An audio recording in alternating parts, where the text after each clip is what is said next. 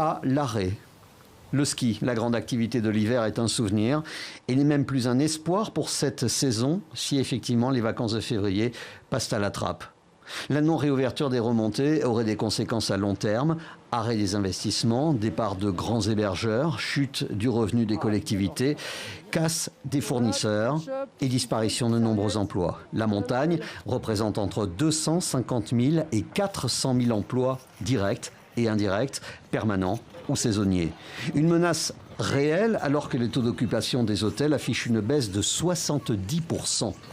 Dans une grande station comme les Arcs, malgré les 5 millions de pertes et des perspectives sombres, on tente la détente, le yoga et toutes les alternatives au ski. Tout pour sauver ce qui peut l'être. Les montagnards sont des gens responsables et qui vont toujours de l'avant. Ils n'ont qu'une envie, c'est d'ouvrir la station, même si le domaine skiable n'est pas ouvert, même si les remontées mécaniques ne sont pas ouvertes. Mais il y a vraiment ce souci d'avoir de la vie. Yoga, randonnée à pied ou avec des chiens, raquettes, ski de fond. Les grandes stations ou les familiales, comme ici à Vaujany, attendent beaucoup des offres alternatives.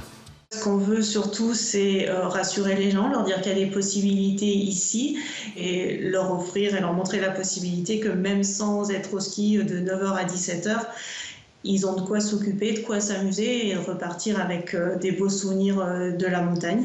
Aider les victimes directes et indirectes de la pandémie, quoi qu'il en coûte. La promesse d'Emmanuel Macron pourrait coûter des centaines de millions si des aides étaient débloquées pour la survie du secteur de la montagne. Ces représentants seront reçus à Paris par le Premier ministre dans quelques jours.